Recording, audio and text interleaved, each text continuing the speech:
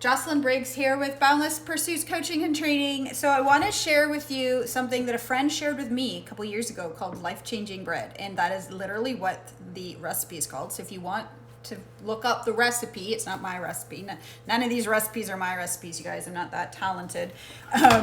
So check out, if you Google life-changing bread, you'll get the recipe for this. But I want to show you, because I remember my friend sending me the recipe and I was like, it seemed really overwhelming and I didn't make it for a long time because it seemed so hard. And it's actually so easy. In fact, I'm going to show you how I'm super lazy about it. So the one thing you do need is hey Bella, silicone, I think this is called, silicone bread pan to make it, because you're going to cook it initially in this and then you're going to plop it out and cook it, the rest of it, on the actual rack in the oven. So I'm not going to cook it now, because what I do is I cook it about 12 hours later. It needs to sit and soak for a little while first.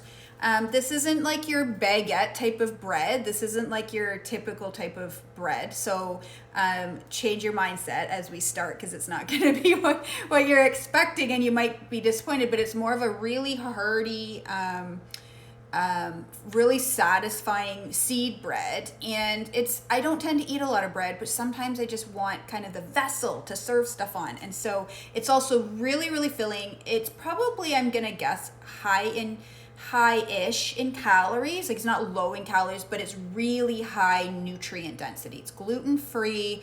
So the first thing I'm putting in, so here's my lazy trick, is I literally put all the ingredients in here and I mix it all in here, so I don't have to do, that much work. So the first thing I'm putting in is a cup of sunflower seeds. Trying to find my cup here. Of course, I had to make things complicated. I should have pre-measured. So a cup of sunflower seeds. So what I do is I usually either mix it up in the morning or in the evening. It takes like 5 minutes. So I've got my sunflower seeds. I'm going to do half a cup of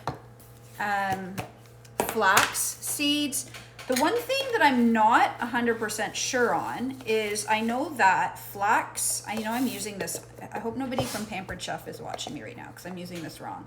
You're supposed to do this. I have these from years ago and I just bought new ones because I couldn't see the lines on them anymore.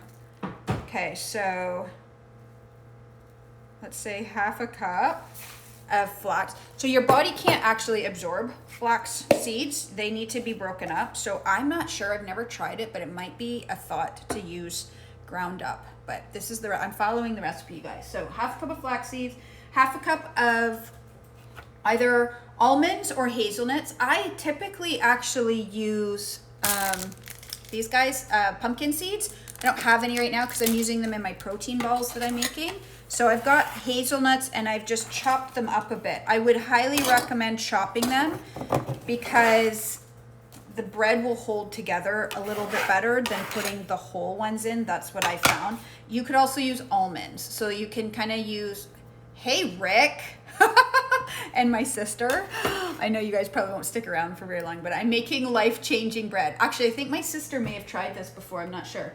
So we have sunflower seeds, flax seeds, hazelnuts or almonds, or you could substitute. I really do prefer to put pumpkin seeds in. I just find that the bigger nuts, it breaks up the bread, so it doesn't hold together. That's just my experience. So I really like the pumpkin seeds. Hazelnuts, however, are really good for us, and they are in a lot of the Mediterranean diet recipes. So now I'm throwing in 1.5 cups. That's not a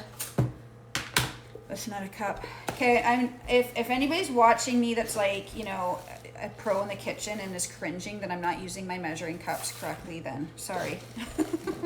Sorry about that. I will do it correctly here. So 1.5 cups. So somebody asked me this morning, is it low carb? I'm gonna say probably not because of the oats in it, but it is nutrient dense. So I know that a lot of people, when they ask me about carbs, they think of carbs as flours. So there's no flour in this bread. So 1.5 cup of oats. I need 2 tablespoons of chia seeds. Where did I put my chia seeds? Here, they're right in front of my eyeballs. Hey, who's joining me? Are you gonna try this? Are you a bread person? If you are a bread person, you probably won't like this. So 2 tablespoons of chia, but it is so filling. So if you're a soups person, I know it's a bajillion degrees outside right now. Like it is pretty much a heat wave. If Rick is still on, I know he's loving this weather. I know it's, you know, it's not soup season, but if you do like soups, then I love this bread with soups. Chilies, again, I know it's not chili season, but you know, whatever.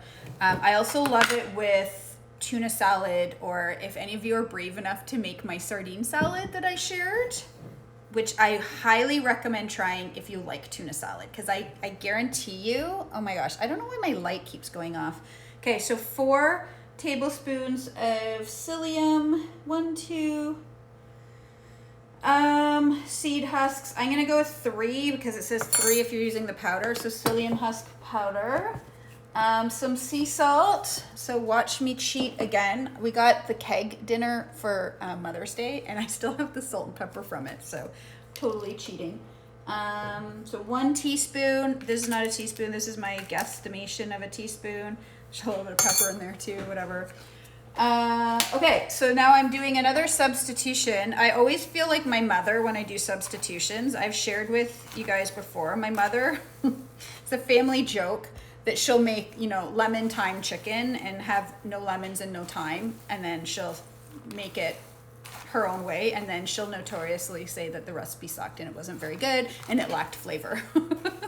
Meanwhile, she didn't use, you know, 2/3 of the ingredients, and usually some of the ingredients that are in the actual title of the recipe. So, Rena, how do I make the light stop going off? It keeps going into like, it keeps going dark.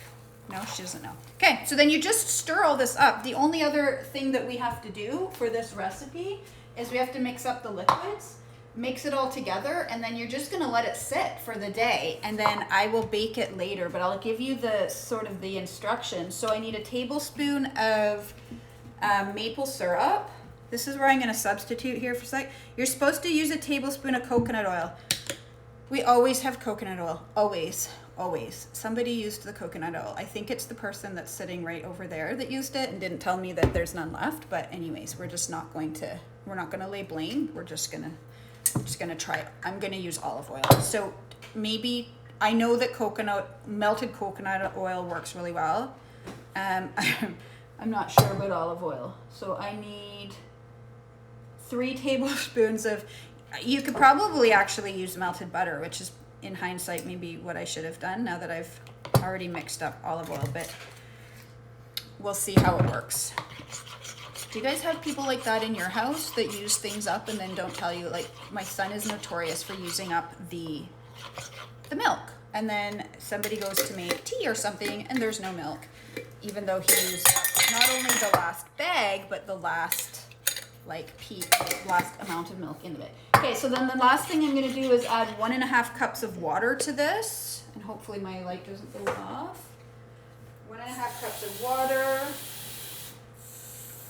It keeps going into screen saving mode. I have no idea why it's doing that.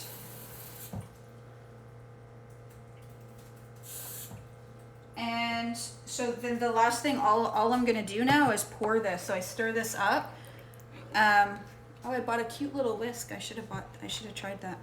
Okay, and then I'm just gonna pour it over the bread, or the seeds, or all the stuff.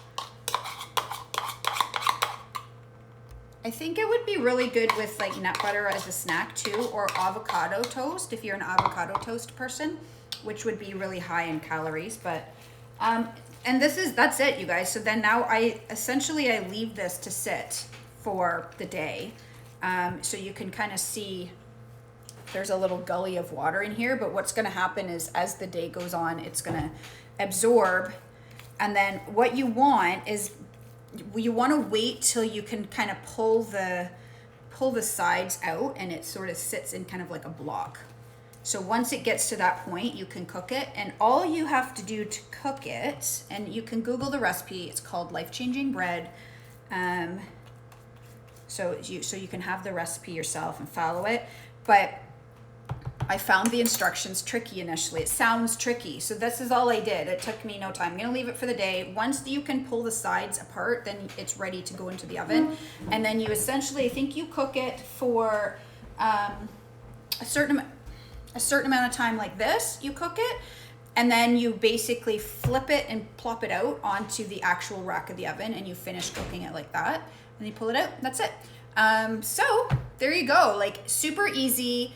I would love to hear if you like it. It's not your typical French bread baguette type of bread, but it's really good for you, and it can kind of serve as a filler with a salad or with a soup, or as a snack with maybe some, you know, some veggies or whatever. So there you go. There's my tip of the day. Have an awesome day, you guys, and I will see you soon.